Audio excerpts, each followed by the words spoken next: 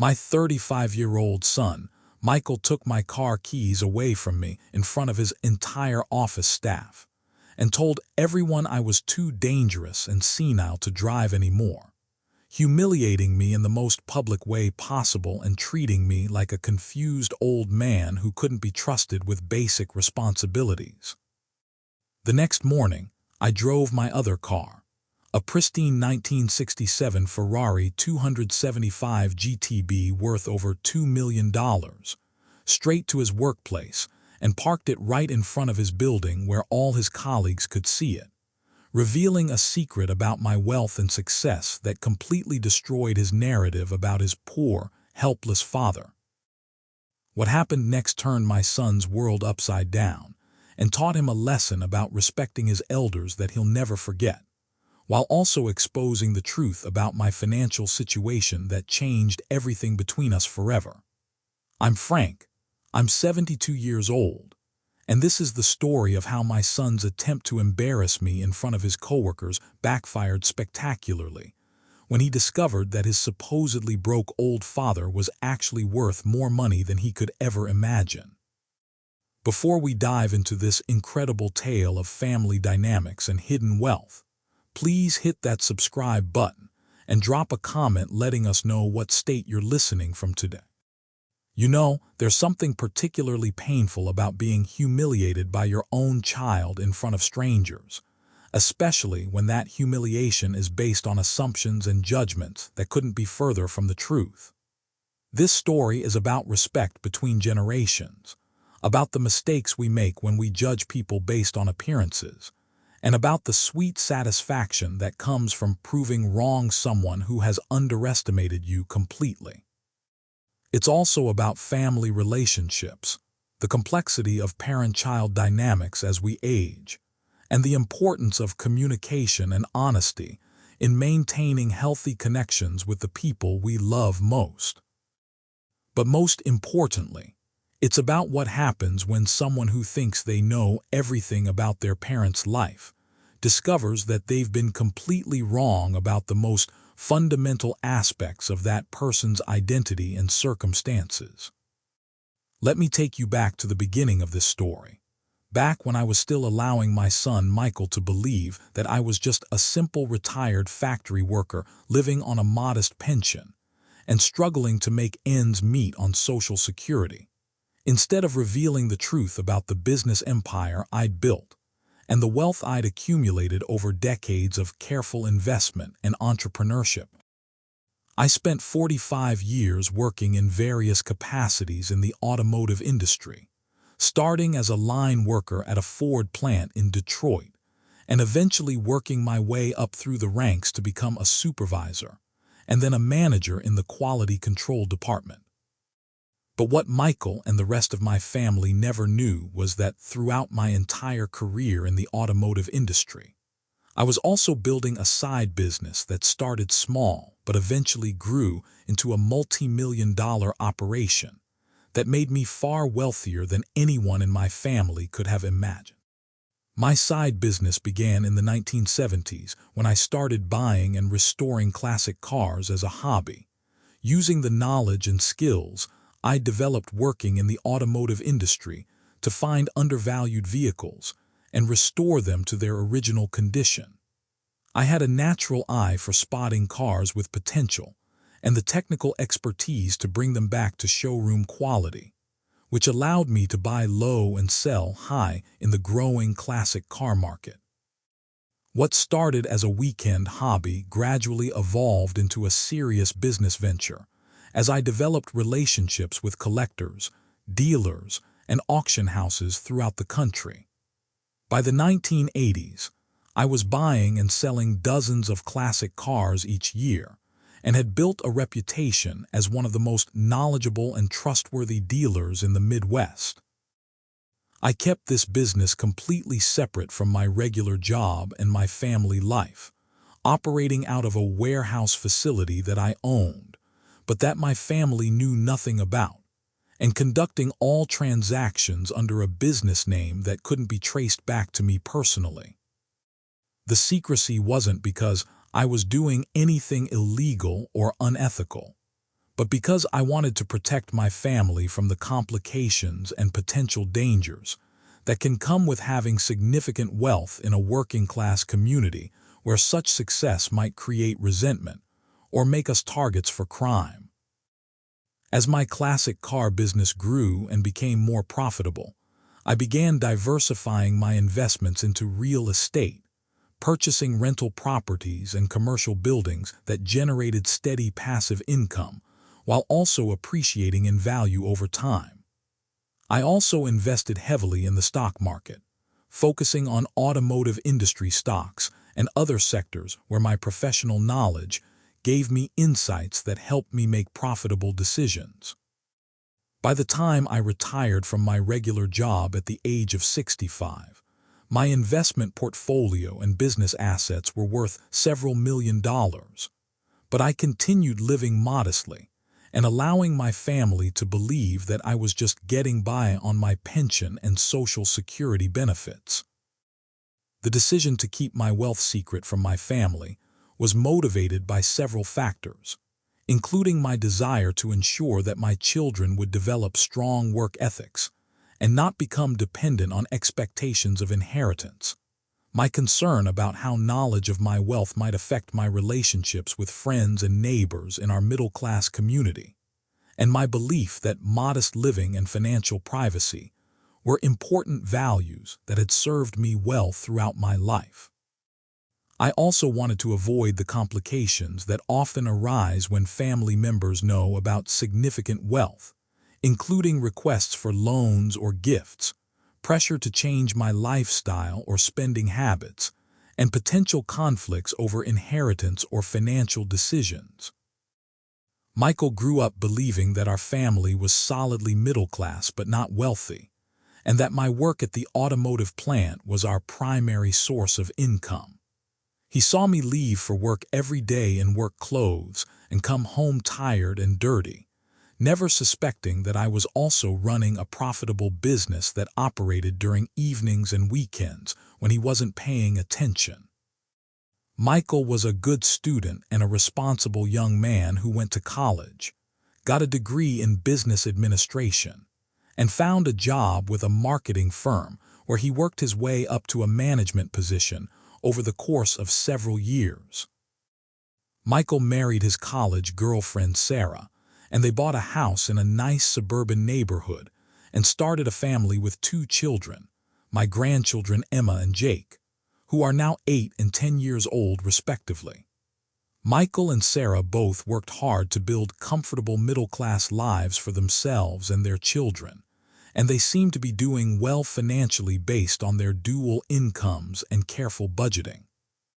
But Michael had always been somewhat condescending toward me about money matters, frequently offering unsolicited advice about budgeting, suggesting that I should downsize my living situation to save money, and expressing concern about whether I was managing my finances properly in retirement. Michael's attitude toward my financial situation became more pronounced as I got older, and he began treating me as if I were financially dependent on him, or at risk of becoming a burden on the family because of limited resources. Michael would make comments about how expensive healthcare costs were for elderly people, how Social Security wasn't enough to live on comfortably, and how important it was for me to be careful with money so I wouldn't run out of savings before I died. These comments were presumably well-intentioned, but they revealed Michael's assumption that I was struggling financially and needed his guidance and possibly his financial support as I aged.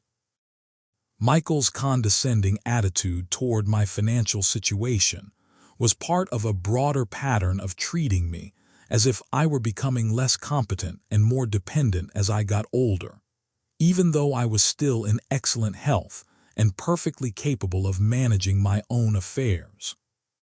Michael would make comments about my driving, my memory, my physical capabilities, and my decision-making abilities that suggested he believed aging was making me less reliable and more in need of supervision or assistance from younger family members.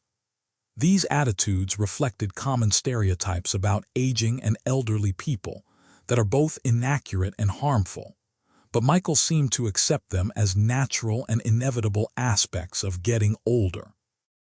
The situation came to a head about 6 months ago when Michael decided that I was too old and unsafe to continue driving, and that he needed to intervene to protect both me and the general public from the dangers of having an elderly driver on the road. Michael's concerns about my driving were triggered by a minor fender bender I had in a parking lot when I backed into another car while leaving a grocery store, causing minimal damage to both vehicles but no injuries to anyone involved. The accident was minor and the type of thing that could happen to any driver of any age, but Michael treated it as evidence that my driving skills were deteriorating dangerously, and that immediate action was needed to prevent more serious accidents in the future. Michael called me the day after the parking lot incident and told me that he thought it was time for me to consider giving up driving voluntarily before something more serious happened.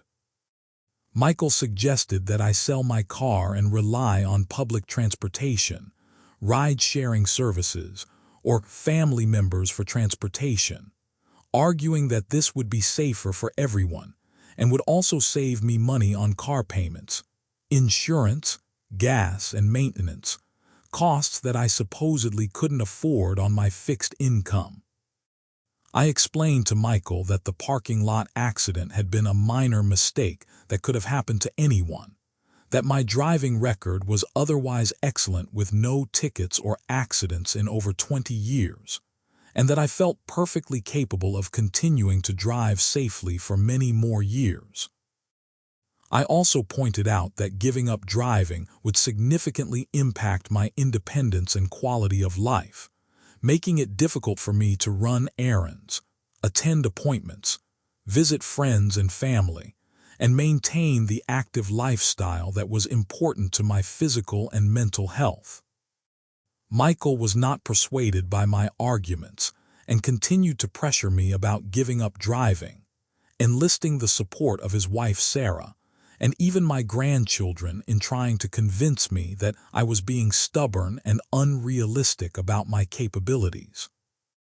Michael began making comments about how elderly drivers were responsible for numerous accidents and fatalities each year, how reaction times and vision deteriorate with age, and how I was being selfish by putting my own convenience ahead of public safety. These arguments were both hurtful and insulting, as they suggested that I was either too stupid to recognize my own limitations or too selfish to care about the safety of other people on the road. The conflict over my driving came to a dramatic and humiliating climax when Michael decided to take matters into his own hands and stage what amounted to an intervention at his workplace, apparently believing that public pressure and embarrassment would force me to comply with his demands that I stop driving. Michael called me and asked me to come to his office to discuss some important family matters, suggesting that there were financial or legal issues that required my immediate attention and input. When I arrived at Michael's office building, I found that he had assembled not only his wife Sarah, but also several of his coworkers and supervisors to witness what he apparently intended to be the moment when he took control of my car keys and declared me unfit to drive. Michael had clearly planned this confrontation carefully, timing it to occur during the workday when his colleagues would be present to observe his decisive action in dealing with his supposedly incompetent elderly father. The confrontation began when Michael announced to everyone present that he had called this meeting because he was concerned about my safety and the safety of other drivers, and that he had determined it was necessary to intervene before I caused a serious accident. Michael then proceeded to lecture me in front of his coworkers about the dangers of elderly drivers, the deterioration of my abilities, and the responsibility he felt to protect the community from the risks I posed by continuing to drive. Michael's presentation was not only humiliating but also factually incorrect, as he exaggerated the significance of my minor parking lot accident and made claims about my driving abilities that were simply untrue. After his lecture about elderly drivers and road safety, Michael demanded that I hand over my car keys immediately and agree to stop driving permanently, threatening to report me to the Department of Motor Vehicles and to contact my insurance company if I refused to comply voluntarily. Michael's demand for my car keys was made in front of at least 6 of his coworkers, including his immediate supervisor, making the situation as public and embarrassing as possible. The humiliation of being treated like an incompetent child in front of strangers was overwhelming. But what made it even worse was the realization that Michael had planned this confrontation specifically to use public pressure and embarrassment to force me to comply with his demands. Michael clearly believed that I would be so mortified by the public nature of the confrontation that I would give him my keys and agree to his demands, rather than continue arguing in front of his colleagues. The assumption that I could be manipulated through embarrassment revealed Michael's fundamental lack of respect for me and his belief that I was weak enough to be controlled through social pressure. I was shocked and hurt by Michael's actions, but I was also angry at being treated with such disrespect and being subjected to such deliberate humiliation. However, in that moment, I decided that the best response was not to escalate the confrontation or to reveal information that would embarrass Michael in front of his coworkers, but rather to comply with his immediate demands while planning a more effective response that would teach him a lesson about making assumptions and treating his father with disrespect. I handed over the keys to my daily driver, a modest 10-year-old Honda Civic that I used for routine errands and transportation, and agreed to Michael's demands that I stop driving, allowing him to believe that he had successfully resolved the situation and protected the community from the dangers posed by his elderly father. Michael's coworkers seemed uncomfortable with the confrontation they had witnessed, but Michael appeared satisfied that he had handled a difficult family situation responsibly and decisively. Michael arranged for Sarah to drive me home that day, during which trip she expressed some sympathy for my situation, but also supported Michael's decision and suggested that giving up driving was probably for the best given my age and the recent accident. The entire experience was humiliating and hurtful, but it also motivated me to plan a response that would reveal the truth about my situation and teach Michael a lesson about respect and assumptions that he would never forget. That evening, I sat in my modest ranch house that Michael believed represented the full extent of my assets and planned exactly how I would respond to his humiliation and his assumptions about my capabilities and financial situation. The keys that Michael had taken from me were indeed the keys to my daily driver, but what Michael didn't know was that I owned several other vehicles that were kept at various locations throughout the city, including some of the most valuable and impressive cars in the entire state. My collection included a 1967 Ferrari 275 GTB that I had purchased and restored in the 1980s, and that was now worth over $2 million. A 1963 Corvette split-window coupe worth approximately $800,000. A 1970 Plymouth Hemi Cuda worth around $600,000. And several other classic cars with values ranging from $100,000 to $500,000 each. The total value of my car collection was approximately $8 million, making it one of the most valuable private collections in the Midwest. But Michael had no idea that these cars existed because I kept them in a climate-controlled warehouse facility that I owned, but that was registered under my business name rather than my personal name. I had spent decades building this collection, not just as an investment, but also as a passion project that allowed me to preserve and enjoy some of the most beautiful and historically significant automobiles ever manufactured. Each car in my collection had been carefully selected, expertly restored to original specifications, and maintained in perfect condition by professional mechanics who specialized in classic and exotic vehicles. The Ferrari, in particular, was a masterpiece of automotive engineering and design that represented the pinnacle of 1960s Italian sports car manufacturing, and that was coveted by collectors worldwide. I had purchased the Ferrari in 1983 for $55,000 when it was in rough condition, and had spent 2 years and another $40,000 restoring it to absolutely perfect condition, using only original parts and traditional restoration techniques. The car was now featured in classic car magazines and had won numerous awards at prestigious car shows throughout the country. But Michael had never seen it or even heard me mention it because I kept my car collecting activities completely separate from my family life. The morning after Michael's humiliation at his office, I decided it was time to reveal at least part of the truth about my situation and to teach him a lesson about making assumptions about his father's capabilities and resources.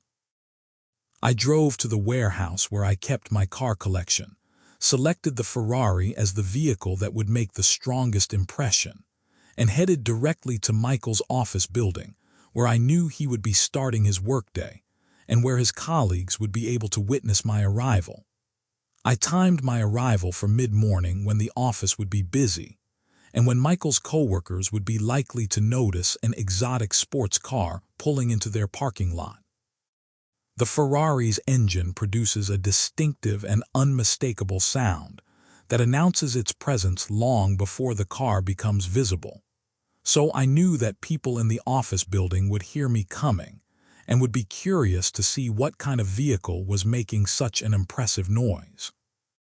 As I pulled into the parking lot of Michael's office building, driving a pristine Ferrari worth more than most people's houses, I could see faces appearing at windows throughout the building as employees stopped their work to look at the exotic car that had just arrived.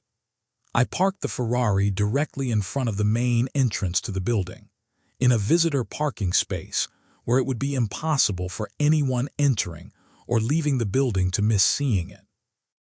The car's deep red paint gleamed in the morning sunlight, and its classic lines and aggressive stance made it clear to anyone who saw it that this was a very special and very expensive automobile.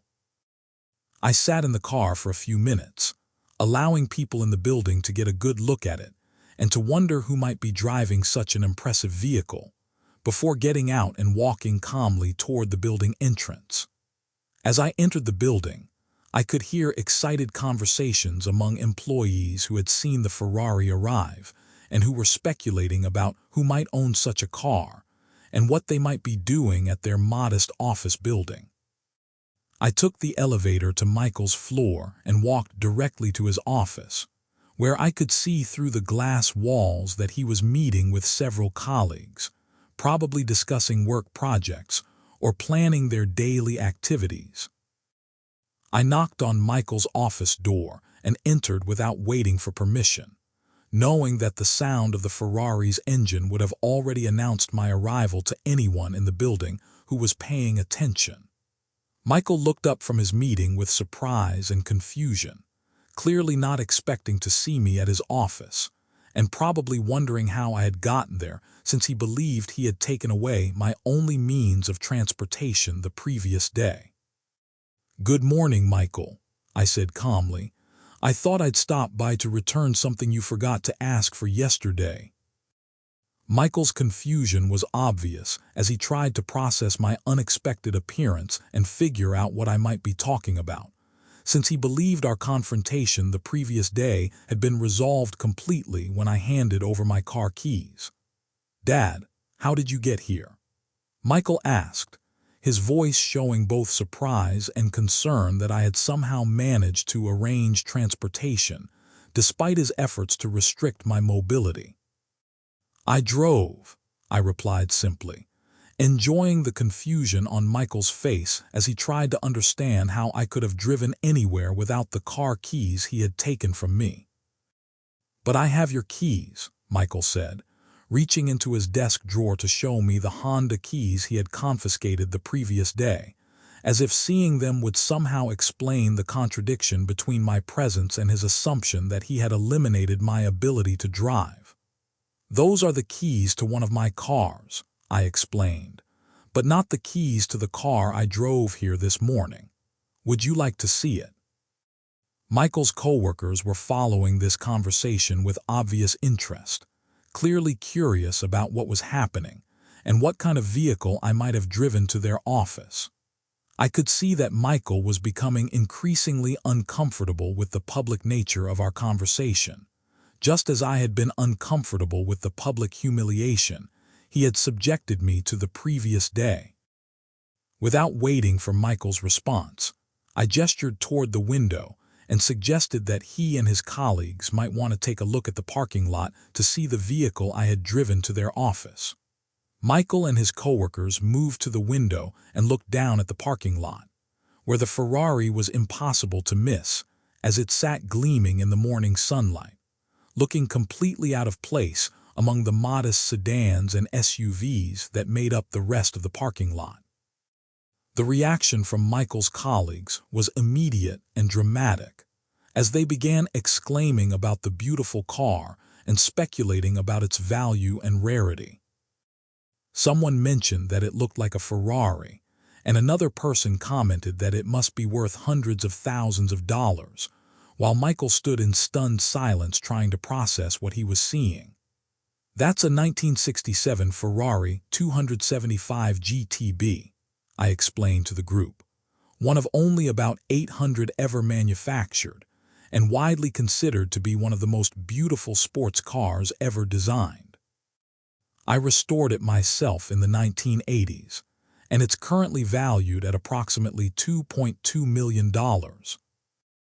The silence that followed my explanation was complete and profound, as Michael and his coworkers struggled to understand how the elderly man they had seen humiliated the previous day for being too poor and incompetent to drive safely could possibly own one of the most valuable and exotic cars any of them had ever seen.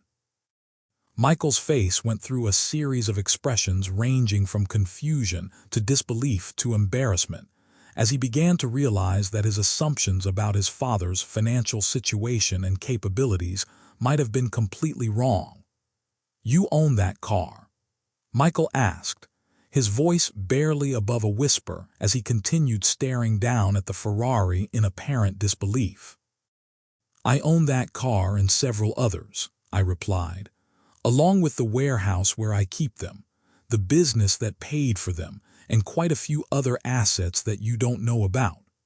The Honda you took the keys to yesterday is what I drive when I don't want to attract attention or when I'm going somewhere that parking might be difficult. But when my son publicly humiliates me and treats me like an incompetent old man in front of his coworkers, I sometimes decide that attracting attention is exactly what the situation calls for." The impact of my revelation on Michael and his colleagues was immediate and obvious, as they realized that everything they thought they knew about my situation had been completely wrong, and that Michael's treatment of me the previous day had been based on false assumptions and stereotypes about elderly people.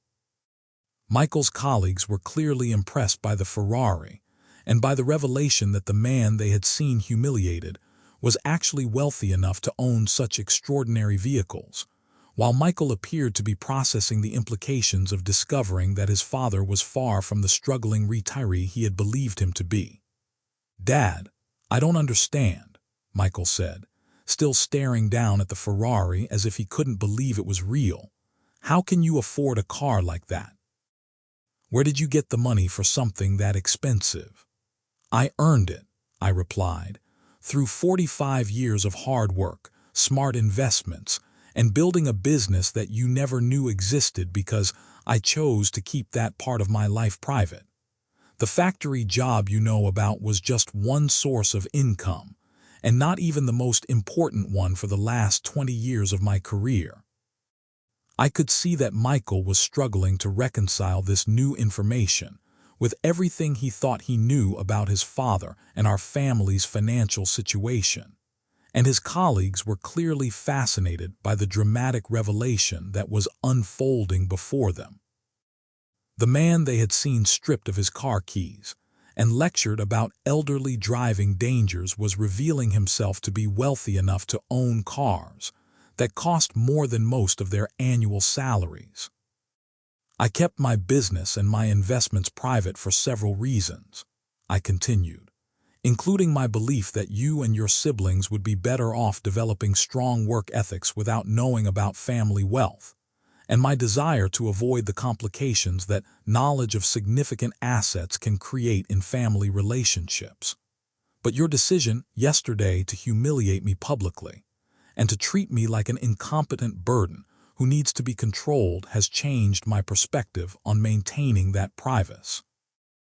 Michael's discomfort was obvious as he realized that his colleagues were witnessing his discovery of information that completely undermined the narrative he had presented about his elderly father, who needed to be protected from his own poor judgment and declining capabilities. The previous day, Michael had positioned himself as the responsible son taking difficult but necessary action to protect his father and the community from the dangers posed by an elderly driver. But now, he was being revealed as someone who had made completely false assumptions about his father's situation and capabilities. "How many cars do you own?" one of Michael's colleagues asked, clearly fascinated by the revelation and eager to learn more about the extent of my collection and wealth. 8 vehicles currently, I replied, with a total value of approximately $8 million, though the values fluctuate based on market conditions and the results of major auction sales. The Ferrari is the most valuable single vehicle, but I also have a 1963 Corvette split window, a 1970 Plymouth Hemi Cuda, and several other significant pieces that are worth substantial amounts of money. The numbers I was sharing were clearly having a major impact on everyone present, as they realized that my car collection alone was worth more money than most of them would earn in their entire careers, and that the man Michael had treated as a burden was actually wealthier than anyone in their office building. I also own commercial real estate, residential rental properties, and investment portfolios that have performed very well over the decades, I added. So the cars represent only one portion of my total assets, though they're certainly the most visible and impressive portion when I choose to display them. Michael's face had gone pale as he processed the full implications of what I was revealing, not just about my wealth, but about how completely wrong his assumptions about me had been, and how inappropriate his treatment of me had been based on those false assumptions. His colleagues were looking at him with expressions that ranged from surprise to sympathy to barely concealed amusement, as they realized that Michael had publicly humiliated a father who was actually far more successful and wealthy than Michael himself. "Yesterday you took my keys and told everyone I was too dangerous and senile to drive," I said, addressing Michael directly while his colleagues continued to listen with obvious interest. "But the man you described doesn't exist except in your imagination and in harmful stereotypes about elderly people. The man standing in front of you has been driving for over 50 years without a serious accident, owns and maintains a collection of high-performance vehicles worth millions of dollars, and operates a successful business that requires travel throughout the region to meet with clients and inspect potential acquisitions." The contrast between Michael's description of me as an incompetent elderly driver and the reality of my situation was stark and obvious to everyone present, and I could see that Michael was beginning to understand how badly he had misjudged both my capabilities and my circumstances. His colleagues were clearly impressed by the revelation, and probably wondering what other assumptions they had made about elderly people that might be equally false and unfair. The Honda Civic you took the keys to is a practical vehicle for daily errands and routine transportation, I continued. But it's not my only car, and taking its keys doesn't eliminate my ability to drive any more than taking one tool from a carpenter eliminates his ability to build houses. What it does do is demonstrate a fundamental lack of respect for my autonomy and my judgment, and a willingness to humiliate me publicly based on false assumptions about my capabilities and my circumstances. Michael's attempt to control my driving had been based not just on concerns about safety, but on his assumption that I was financially dependent and therefore vulnerable to pressure and manipulation. But the revelation of my wealth and independence completely undermined the foundation of his intervention. If I was wealthy enough to own millions of dollars worth of exotic cars, I was clearly capable of making my own decisions about driving and didn't need supervision or control from my adult children. "I think we need to talk privately," Michael said, clearly uncomfortable with having this conversation continue in front of his colleagues and probably eager to process the information I had shared without an audience of coworkers who were witnessing his embarrassment. "We can talk," I agreed. "But first I want to make sure your colleagues understand that elderly people are individuals with their own capabilities, resources, and rights to make decisions about their own lives. Yesterday, you used this office as a stage for humiliating me and stripping away my independence based on false assumptions and stereotypes. So today I'm using this same office as a stage for revealing the truth about who I actually am and what I'm actually capable of." Michael's colleagues were nodding in agreement with my statement, clearly understanding the point I was making about respect for elderly people and the dangers of making assumptions based on age stereotypes. The dramatic reversal of the previous day's narrative was obvious to everyone present, and Michael's credibility as someone who had acted responsibly in a difficult family situation had been completely destroyed by the revelation of my actual circumstances. "The lesson here isn't just about my personal situation," I continued, "but about the importance of treating elderly people with respect and recognizing that aging doesn't automatically eliminate someone's intelligence, capabilities, or right to make decisions about their own life." Michael's intervention yesterday was based on the assumption that reaching a certain age makes someone incompetent and in need of control by younger family members. But that assumption is both false and harmful. The broader implications of my message were clearly resonating with Michael's colleagues, who were probably thinking about their own relationships with elderly parents or grandparents, and considering whether they had made similar assumptions about aging and competence. The dramatic nature of my revelation had created a teachable moment about ageism and respect for elderly people that extended far beyond my personal conflict with Michael. "Now, Michael, if you'd like to discuss this situation further, I'll be happy to give you a ride in the Ferrari so we can talk privately," I offered, assuming you're comfortable being driven by someone you declared too dangerous to drive yesterday. "Or if you prefer, you can arrange your own transportation and meet me somewhere else, since you clearly have concerns about my driving abilities." The offer to give Michael a ride in the Ferrari was both a practical solution to the need for private conversation and a pointed reminder of the contradiction between his stated concerns about my driving and the reality of my ownership and operation of high-performance vehicles worth millions of dollars. Michael's colleagues were clearly enjoying the irony of the situation, as the man who had been declared too dangerous to drive was offering to chauffeur his son in one of the most impressive cars any of them had ever seen.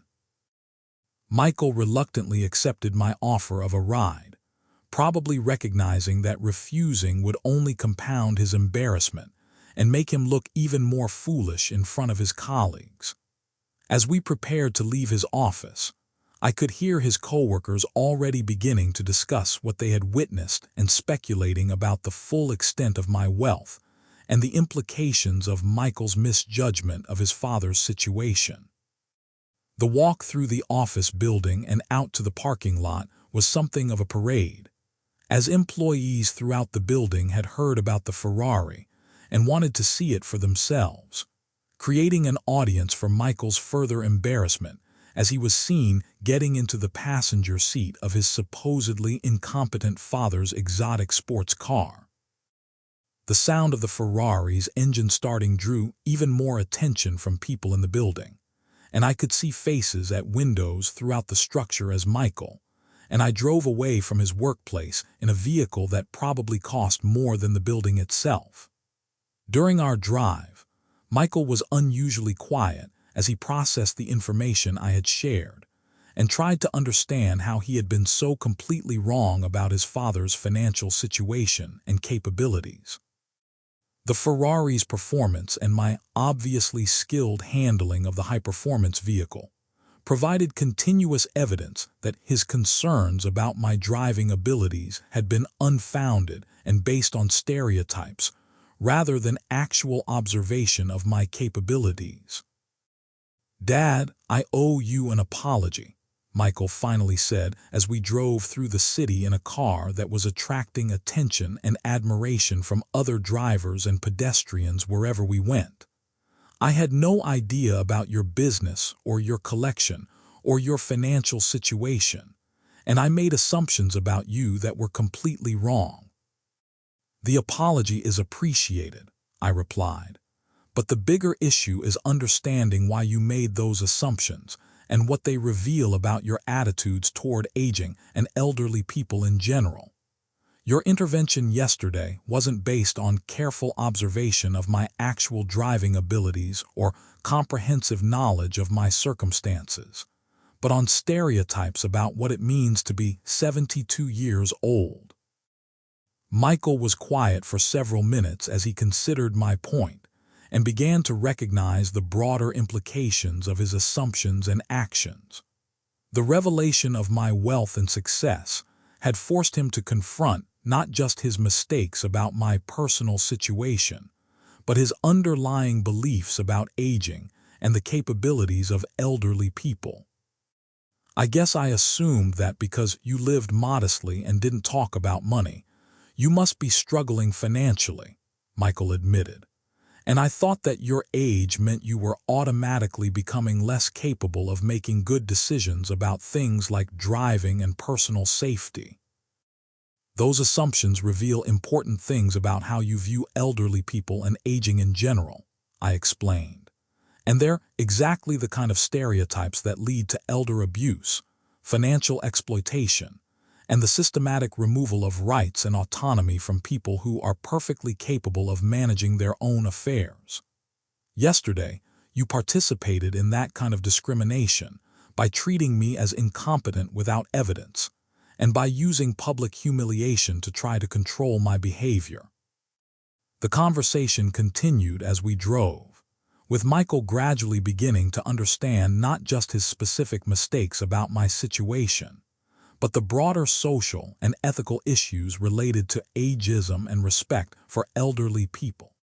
The dramatic nature of my revelation had created an opportunity for education and personal growth that might not have been possible through conventional family discussions about respect and assumptions. "Why did you keep your wealth secret from the family?"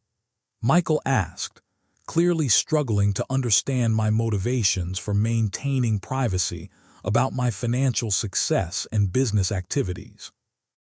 "Several reasons," I explained, "including my belief that you and your siblings would develop stronger characters and work ethics if you didn't grow up expecting to inherit wealth. my desire to avoid the family conflicts and complications that often arise when significant assets are involved, and my preference for living modestly and maintaining privacy about my financial affairs. Michael seemed to understand the logic behind my decision to keep my wealth private, but he was clearly also processing the implications of discovering that his understanding of our family's financial situation had been completely incorrect for his entire adult life. The revelation was forcing him to reconsider not just his assumptions about me, but his understanding of our family history and the true sources of financial security he had taken for granted. "How successful is your business?" Michael asked, apparently curious about the full extent of my financial situation and the scope of the operations I had kept hidden from the family. "Successful enough that I could retire from my factory job at 65 without any concerns about financial security," I replied, "and successful enough that my estate will provide very comfortably for your mother's remaining years and leave substantial inheritances for you and your siblings when the time comes. The business continues to operate profitably even though I'm officially retired, thanks to the relationships and reputation I built over decades in the classic car industry." The information about my continued business success and the implications for family financial security was clearly having a major impact on Michael's understanding of our family situation and his assumptions about his role in providing support or guidance for his aging parents. Instead of being a financial burden who might need assistance from his adult children, I was revealing myself to be financially independent and capable of providing security for multiple generations of our family. "I don't know what to say," Michael admitted as we pulled into the parking lot of a restaurant where we could continue our conversation over lunch. "Everything I thought I knew about your situation was wrong, and I feel terrible about how I treated you yesterday." "What you should say is that you're going to think more carefully before making assumptions about elderly people and their capabilities," I suggested, "and that you're going to treat your father and other elderly people with the respect they deserve rather than treating them as problems to be solved or burdens to be managed." The conversation over lunch continued to explore the broader implications of Michael's assumptions and the lessons that could be learned from his dramatic miscalculation of his father's situation and capabilities. Michael was clearly processing a lot of new information and beginning to understand how his stereotypes about aging had led him to make serious mistakes in judgment and to treat me with inappropriate disrespect. "Are you going to tell Mom and my siblings about your wealth?"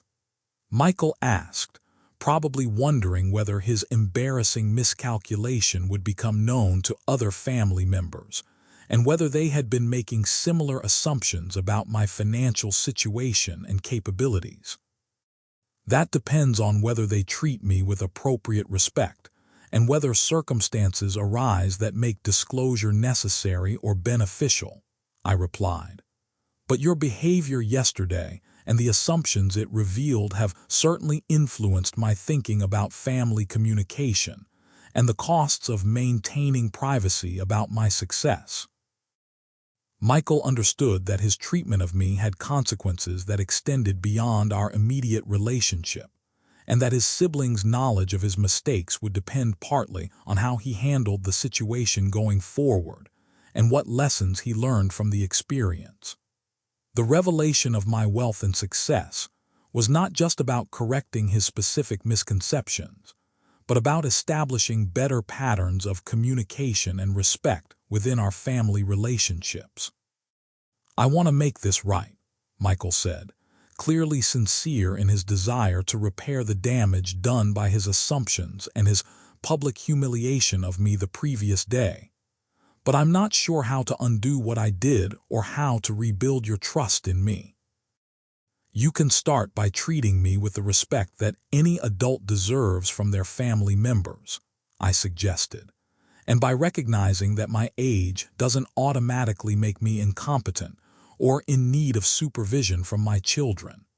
You can also think about how your assumptions about elderly people might be affecting other relationships and decisions in your life.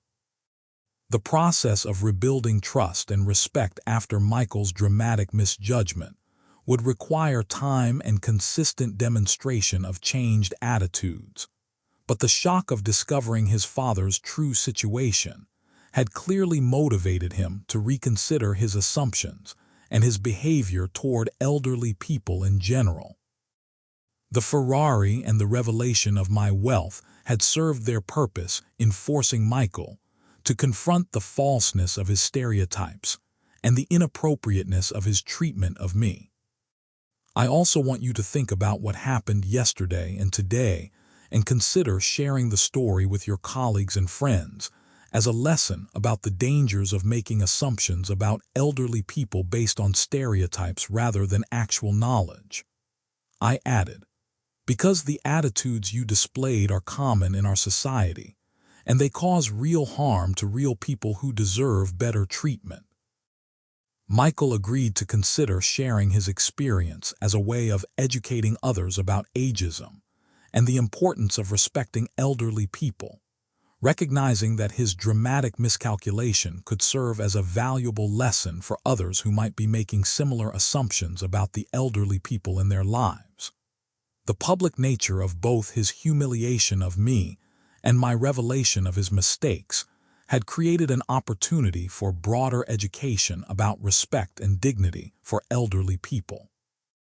After our lunch conversation, I drove Michael back to his office in the Ferrari, providing his colleagues with another opportunity to see the exotic car and to observe the changed dynamic between Michael and his supposedly incompetent father.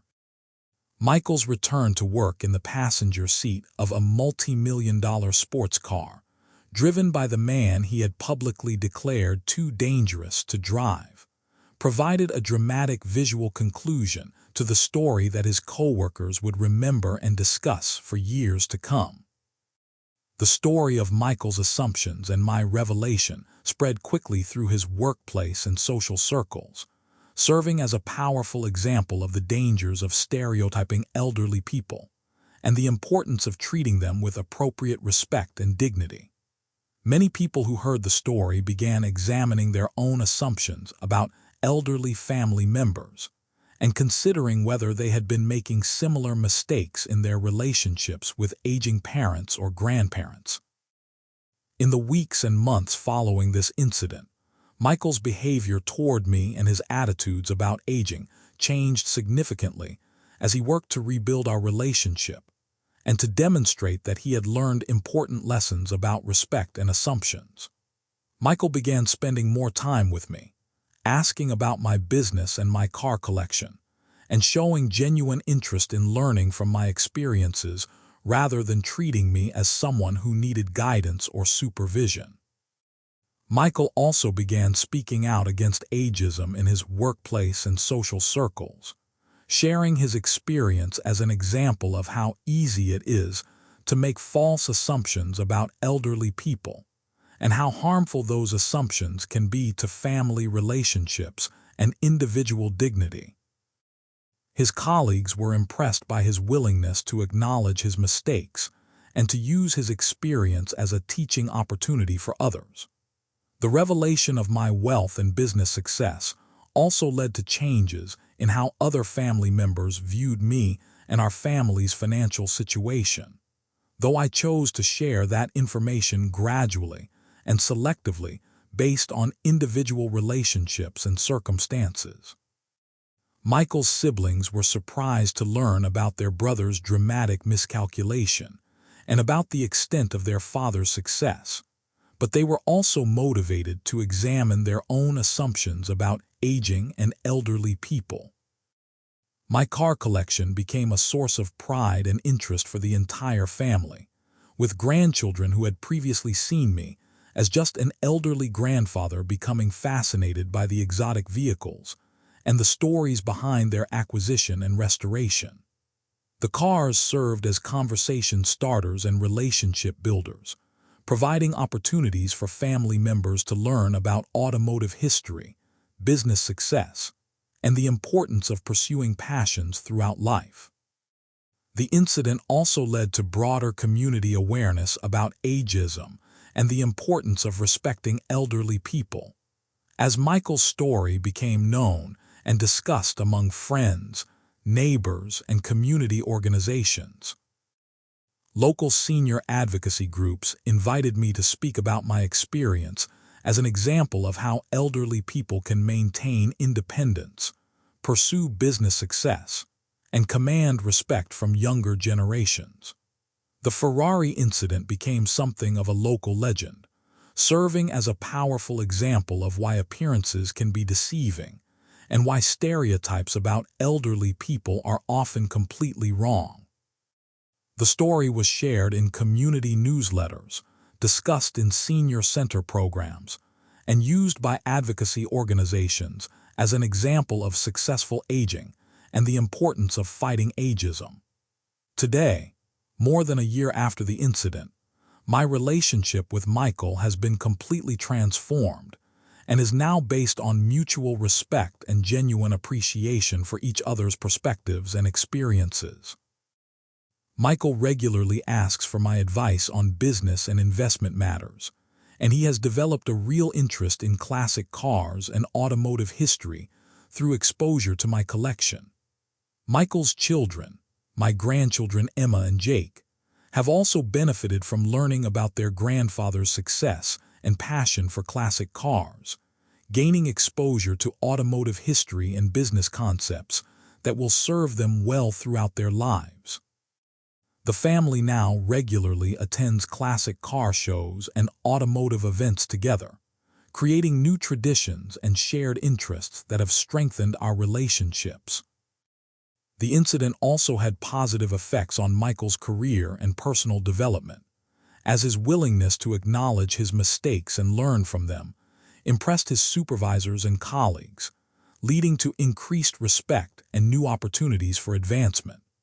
Michael's experience became a case study in his company's diversity and inclusion training programs, helping other employees recognize and address their own unconscious biases about age and other characteristics. The broader community impact of my story has been significant, with local organizations using it as an example in programs designed to combat ageism and promote respect for elderly people. The dramatic nature of the revelation and the clear lesson about assumptions and stereotypes have made it an effective tool for education and advocacy. My classic car business has also benefited from the increased visibility, as the story attracted attention from collectors and enthusiasts throughout the region who were interested in learning more about my collection and my expertise in automotive restoration and investment. The business has grown and evolved, providing new opportunities for community engagement and education about automotive history and preservation. The incident taught our family and our community important lessons about respect, assumptions, and the dignity of elderly people, while also demonstrating that aging doesn't automatically mean declining capabilities or becoming a burden on younger generations. The story serves as a reminder that elderly people are individuals with their own histories, achievements, and ongoing potential for contribution and growth.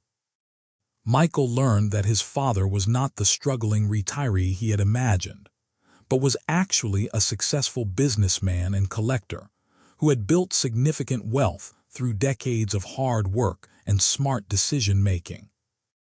The revelation forced him to confront his stereotypes about aging and to develop a more respectful and realistic understanding of elderly people's capabilities and rights. The Ferrari and my car collection became symbols of successful aging and the importance of pursuing passions and maintaining independence throughout life, inspiring other elderly people to resist stereotypes and demand respect from younger generations.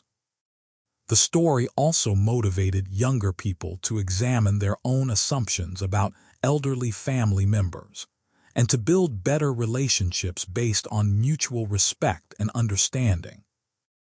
The incident ultimately brought our family closer together and created opportunities for education and advocacy that have had positive impacts throughout our community, proving that even difficult family conflicts can lead to positive outcomes when they're handled with wisdom and used as opportunities for growth and learning.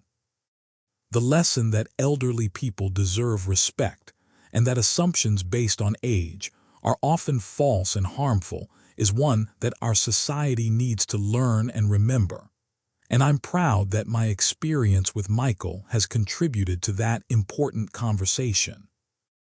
If you enjoyed hearing about how my son's assumptions about his elderly father backfired spectacularly when he discovered the Ferrari, please give this video a thumbs up and hit that subscribe button for more incredible stories of family surprises and life lessons.